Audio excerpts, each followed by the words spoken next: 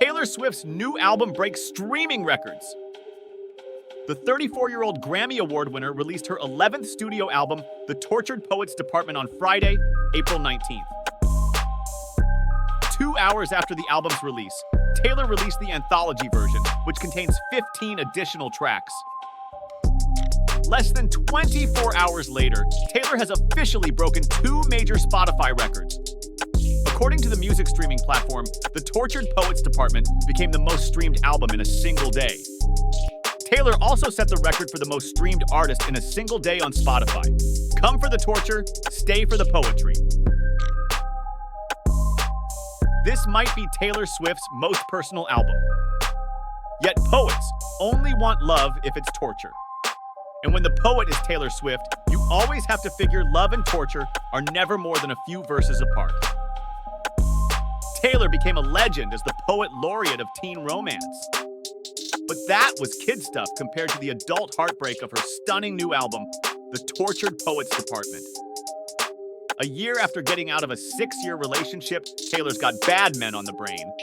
But they've always been her specialty.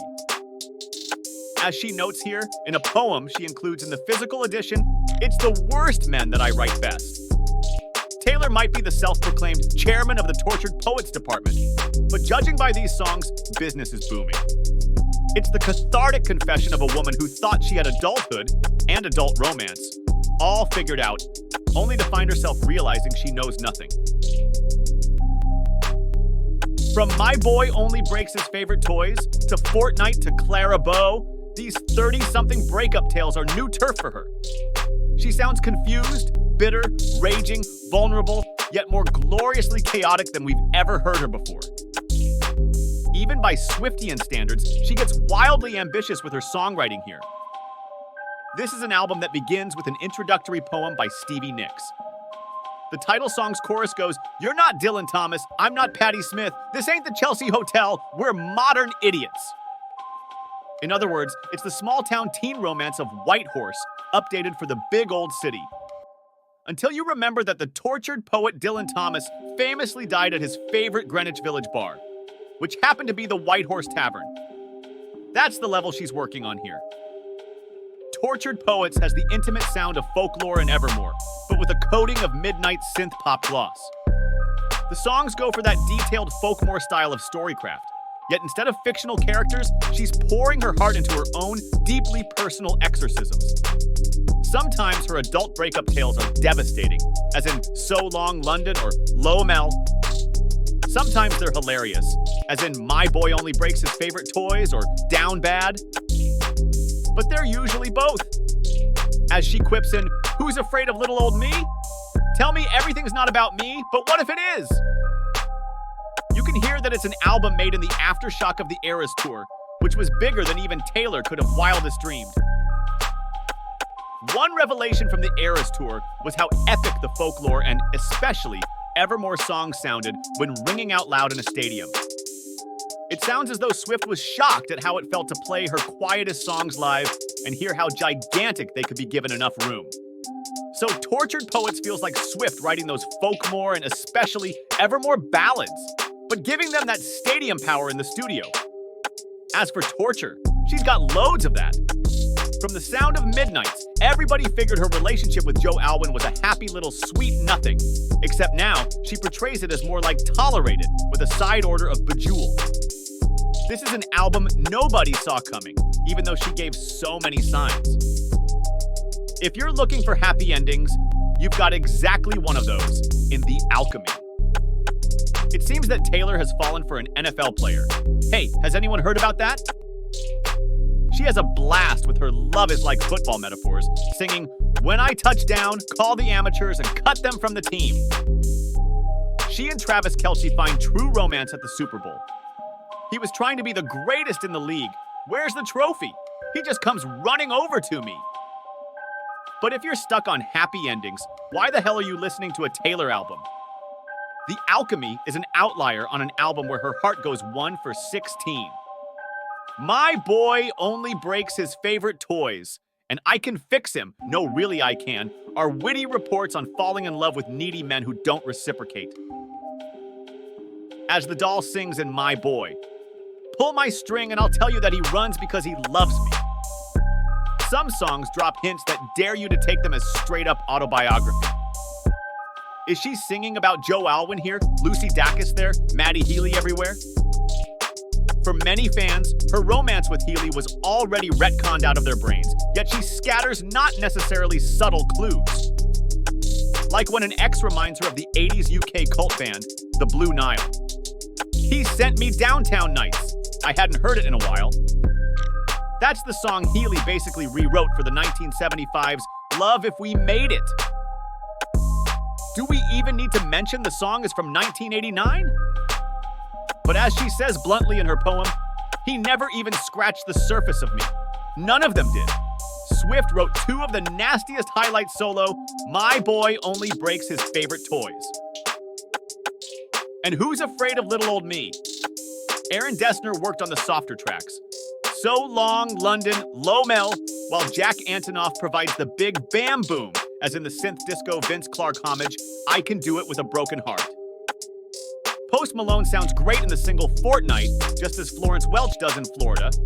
It's a hell of a drug, with its dynamic chorus, Fuck Me Up, Florida! When it comes to a one-line summary of how it feels to be single and jaded in your 30s, you can't do much better than My Friends All Smell Like Weed or Little Babies. So many of these songs are adult Taylor, single again, revisiting the kind of 0 to 60 romantic crash and burns she used to cram into a weekend back in her early albums, but from a new perspective.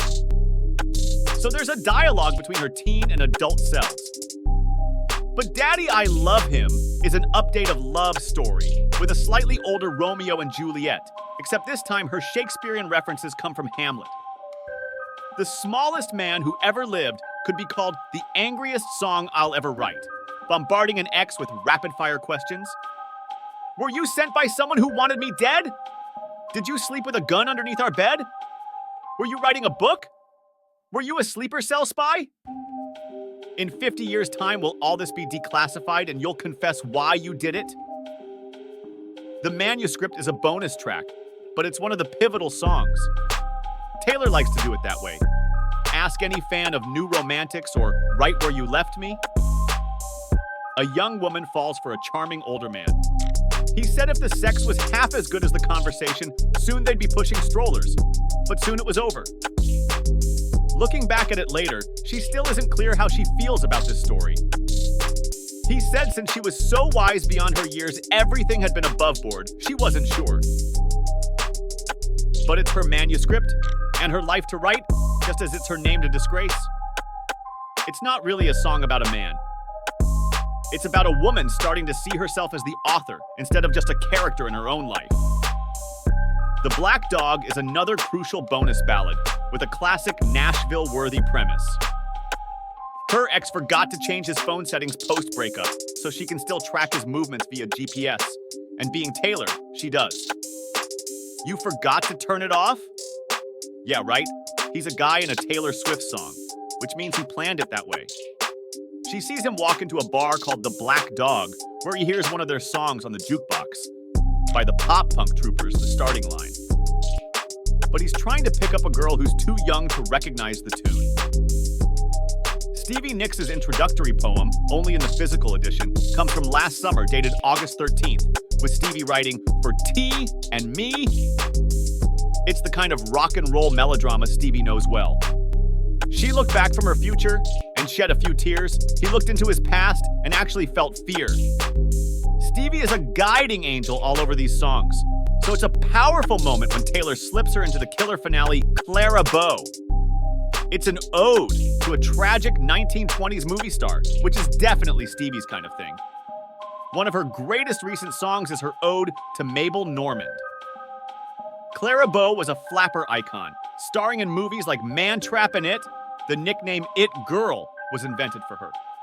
But then she got abruptly forgotten and left behind by history. It's a story Swift has told often before, from The Lucky One to Nothing New. But she's singing in the voice of the starstruck small-town girl, flattered to be molded into a Hollywood ingenue. The suits tell her, you look like Stevie Nicks in 75, the hair and lips crowd goes wild at her fingertips, half moonshine, a full eclipse. Fans of Taylor's long-running obsession with solar eclipses will note the brilliant timing of this line. But at the end of the song, the washed-up ingenue listens as her replacement gets a new set of compliments. "You look like Taylor Swift in this light. We're loving it. You've got edge she never did." It's the nightmare of nothing new come true. People forget about yesterday's ingenue. But this isn't merely a song about showbiz. It's about any adult who wonders why, after all these years, she still feels pain or terror when someone else lights up the room.